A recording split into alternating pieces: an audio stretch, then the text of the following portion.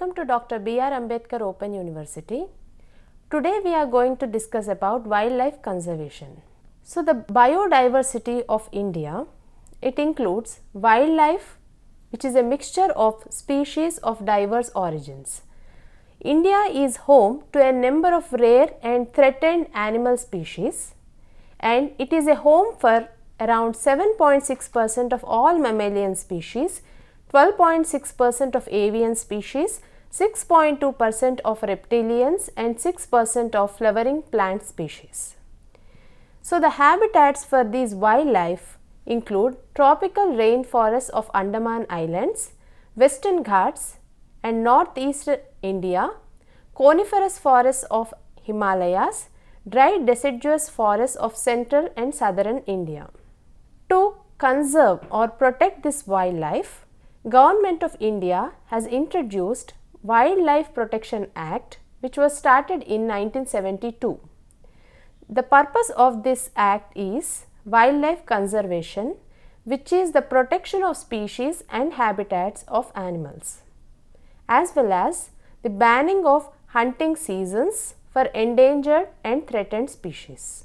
So what is the importance of wildlife conservation? It is to conserve the beauty of wildlife and its habitats, and to protect the economic value, which includes products like timber, fur, tusk, ivory, leather, honey, etc. Then to protect scientific value, which includes gene pool of various plants and animals which are of interest to the scientists to carry further experimentations like breeding programs in agriculture, animal husbandry and fishery. The next one is to maintain ecological balance and ecotourism. So what are the causes of wildlife destruction? So the major one is human nature. So due to the increased population and urbanization, we human beings, we are utilizing and exploiting all the products from the forests as well as the lands of the forest by cutting trees, killing animals. Therefore, it is resulting in wildlife destruction. So the major problem in wildlife destruction is human nature. This is the graph which shows what are the various factors that contribute to the wildlife destruction. That is all habitat loss, that is the animals, they have a specific habitat, the specific environment or specific kind of food. So all these are getting destroyed. And next is introduction of invasive species. So by introducing new species into the habitat of the wildlife, they are actually competing with the existing wildlife and they are killing the existing wildlife. So therefore, introducing invasive species also can destroy wildlife. Then utilization. So we are overutilizing the products from the forest and we are utilizing the lands of the forests. So that is also a common cause for the wildlife destruction. Then accidental mortality, like forest fires or any natural calamities, maybe earthquakes, floods, etc., can also result in wildlife destruction. Then pollution, air pollution, water pollution due to the release of industrial wastes into the water and due to pollution of air through release of gases can actually kill the animals and destroy plants also. Then natural disasters, then diseases. So any particular disease which is caused by microorganisms or any other diseases which can kill mass of animals or which can destroy mass of plants can also actually destroy this wildlife. Then human disturbance. So human beings which are disturbing the forests by cutting down the trees and utilizing that lands for construction of buildings and killing animals for the sake of their fur or their skin or their products like tusks or horns, etc. Then changes in the native species dynamics. So, due to migration or any such kind of processes, the native species are getting disturbed. Their dynamics, the population of the native species are getting reduced, or the population of other species are increased. So, these are also the factors. Then fires, like forest fires. There are some unknown reasons like climate change or global warming, etc. So, these are the major causes or major factors for the wildlife destruction. So, the first and the major one is habitat loss apart from the human disturbance. So, it is a critical factor for the species extinction. So, here the habitat loss is caused by deforestation, by cutting down of the forest, which is again result of the human nature. Now, if we see, there is only 20% of the forest cover is remaining when compared to the 300 years ago. So, the forest cover is dramatically or significantly reduced. Then poaching and hunting. So, this is another major cause of animal extinction. So, poaching and illegal trade in animals, it accounts for about $2 to $3 billion. So, this is a very big industry, but it is illegal and smuggled products. So, here in the image we can see the horn of the rhinoceros it was removed and the rhinoceros got injured. Sometimes they will kill the animals for the products. Then habitat loss and fragmentation. So, extensive human demand due to increased population and less land availability. So, this is getting resulted in habitat loss. So, rainforests are the main habitats, and the tropical main rainforests are cleared for various products like wood, timber resources, development of petroleum resources, mineral resources for cash crop plantations and farming.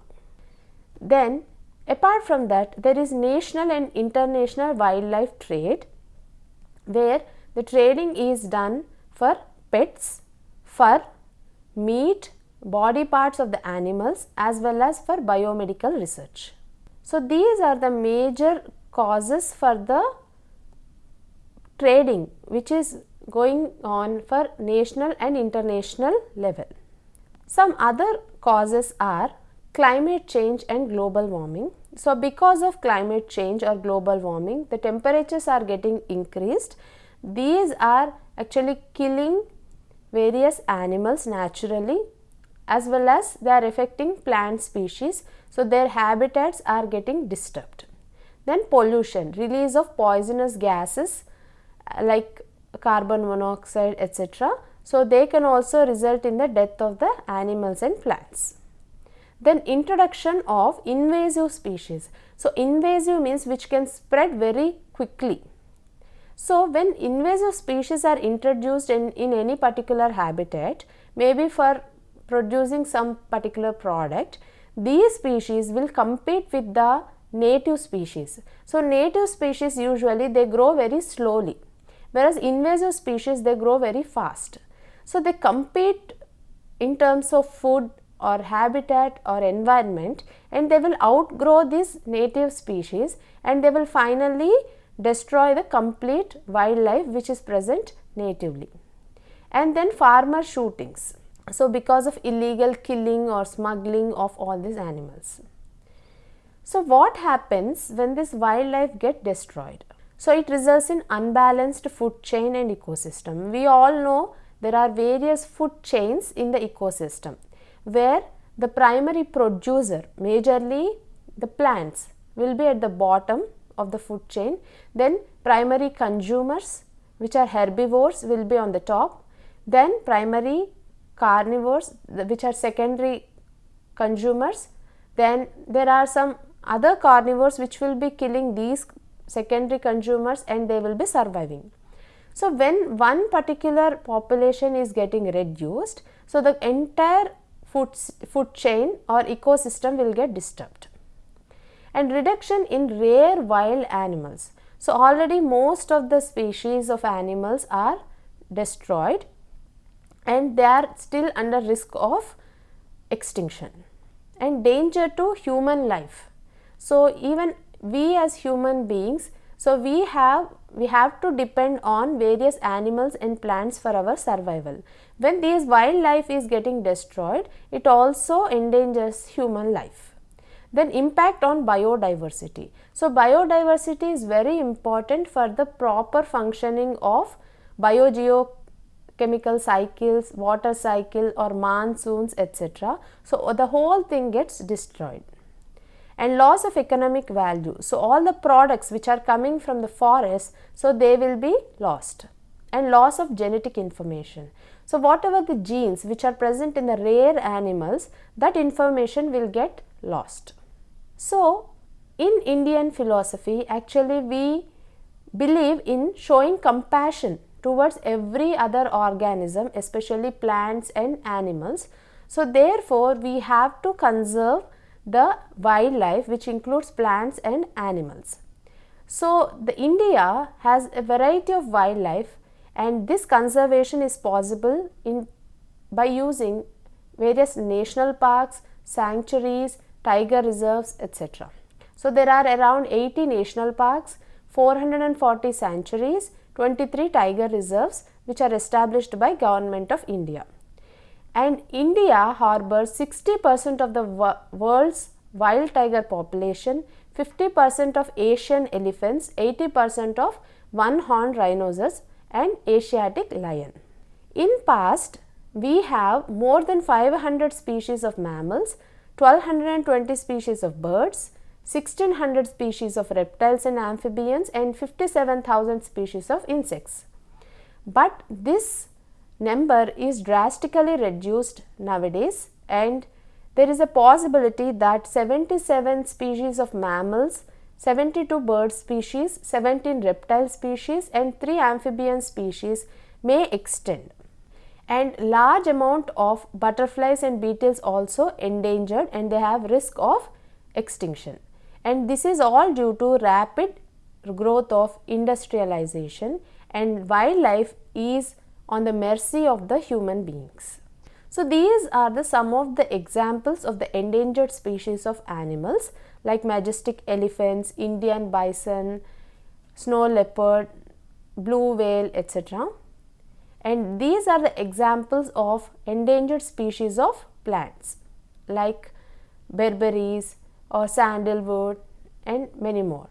So the wildlife destruction in India is majorly due to over exploitation of forests, illicit or illegal felling of trees, then international wildlife trade, nature against nature, so we are playing against nature, and encroachment, global warming, unhealthy relationship between local people and government, and local hunting and unloyalty of forest officials. And sometimes it is the overcrowding, the population is increasing but the land is limited, so because of that we are exploiting the forest land.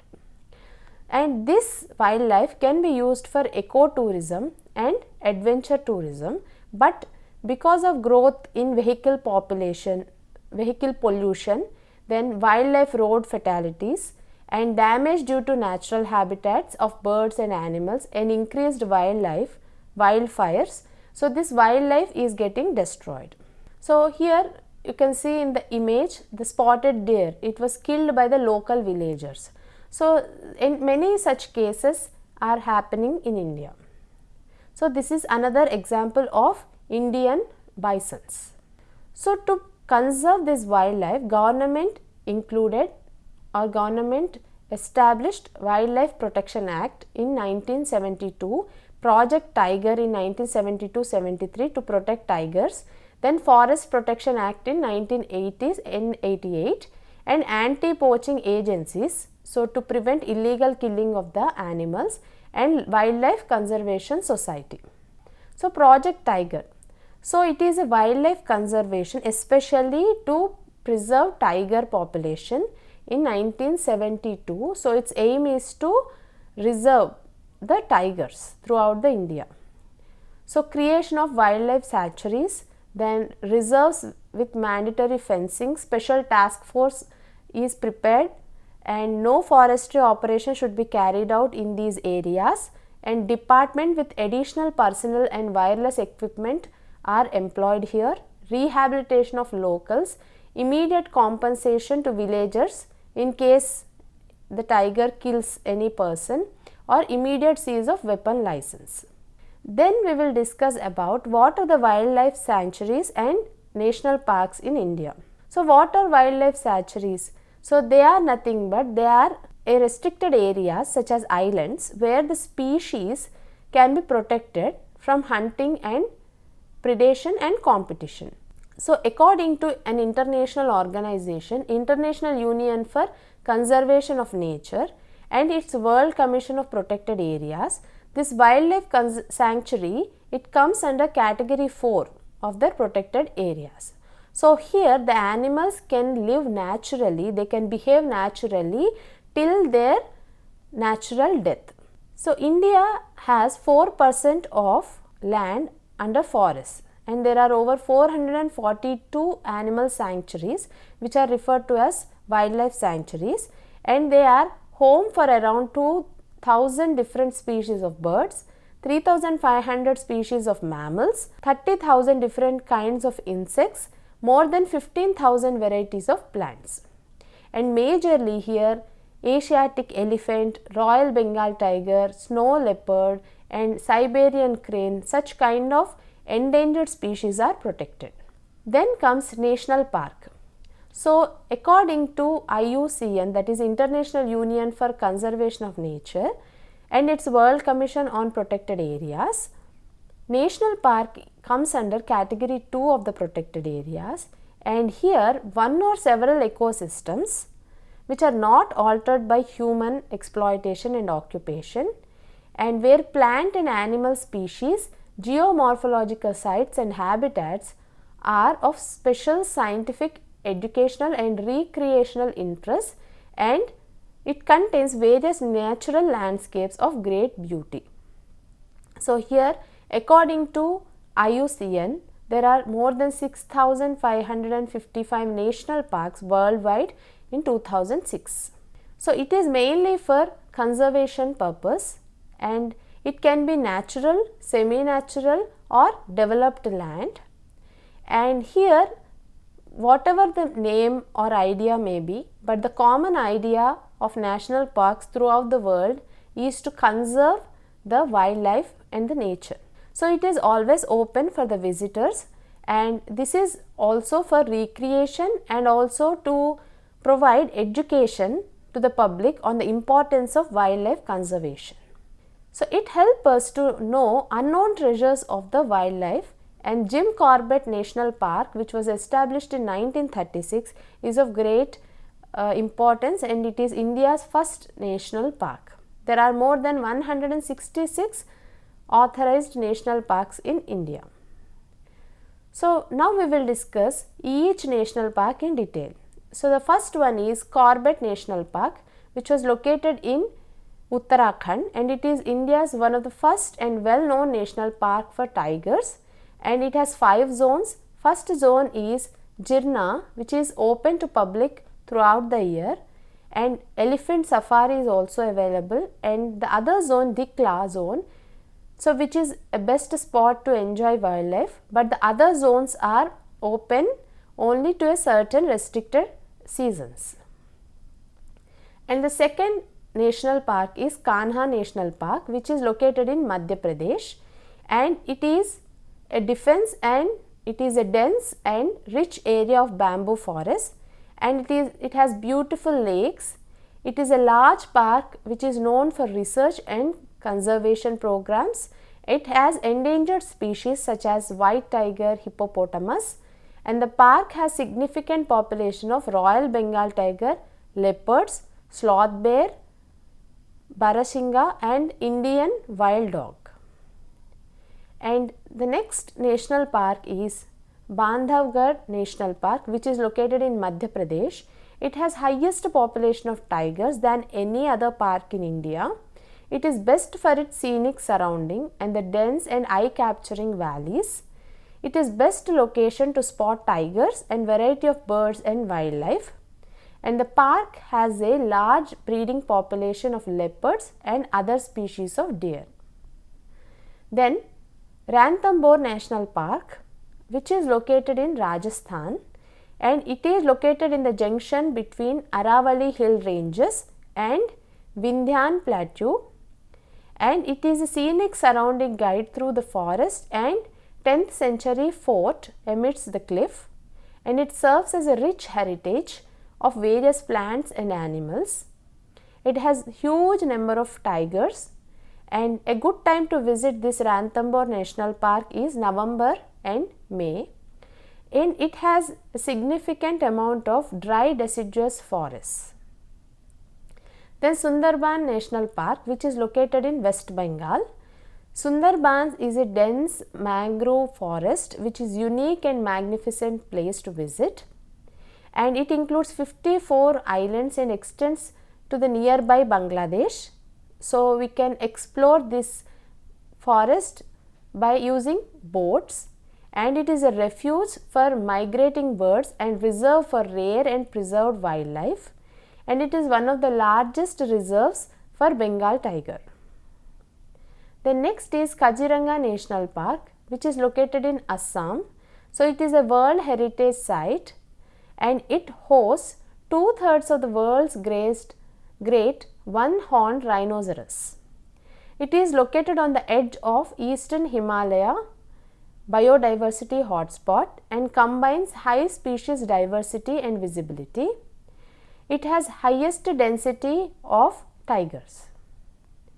Then Gir Forest National Park, which is located in Gujarat, and it was established in 1965 with a total area of 1412 square kilometers, and it has sanctuary of 1153 square kilometers, and it is a sole home of Asiatic lion and is considered to be one of the most important protected areas in Asia due to its supported species. So the ecosystem of Gir with its diverse flora and fauna is protected as a result of the efforts of Government Forest Department, wildlife activists and NGOs, which are non-government organizations. Then Valmiki National Park, which is located in Bihar. It includes Valmiki Tiger Reserve, VTR. So it is one of the natural virgin recesses in East India, and the pristine forest and wilderness of VTR is an excellent example of Himalayan terrain landscape, and the wildlife mammals which are found in this Valmiki Tiger Reserve are tigers majorly, then rhinoceros, black bear, leopard, wild dog, wild buffalo, wild boar, etc. Then Bandipur National Park, which is located in Karnataka. It is a potential new UNESCO World Heritage Site, a vital tiger preservation area which lies in the state of Karnataka, and it links with the Madurai National Park, which is located in Tamil Nadu. Apart from tigers, the park features leopards, elephants, sloth bears, wild boars and wild dogs. The next is Bannerghatta National Park, which is located in Karnataka. It is situated 22 kilometers from Bangalore towards south direction, and this place is home to one of the richest natural zoological reserves, and it has India's first butterfly park, which was established in Bannerghatta Biological Park. Apart from tigers, this park it features various leopards, elephants, sloth bears, wild boars and wild dogs. Next is Black Buck National Park, which is located in Gujarat. It is situated 72 kilometers from the district headquarters, city of Bhavnagar, and it is primarily a Vidi, which is grassland of the Maharaja of the princely state of Bhavnagar. Then it has flat land and dry grasses, and herds of antelopes have always attracted visitors to this park. And today the largest population of black buck, wolf and lesser florican, a bustard, has been situated in this park. Then Nokrek National Park, which is located in Meghalaya. So UNESCO recently added this national park as a biosphere reserve, and Nokrek has a remnant population of the red panda that has generated curiosity across the world, and the area is noted for its wild varieties of citrus fruits and provide a gene pool for commercially produced citrus. And Siji cave is located very near to this national park. Then next is Petla National Park, which is located in Jharkhand, one of the first national parks to protect tigers, and inside the park there are waterfalls, springs and the scenic beauty, and the tigers, sloth bears, panthers, wild bears, wolf are predators, and jackal and hyena are common scavengers. So these are the various national parks and wildlife sanctuaries which were established by Government of India. There are many more initiatives by Government of India to protect wildlife. Wildlife conservation is of utmost importance because if we destroy the wildlife, it also indirectly affects the human life, and it also provides various products from the trees and animals. So therefore, it is utmost importance to conserve the wildlife and to protect it. Thank you.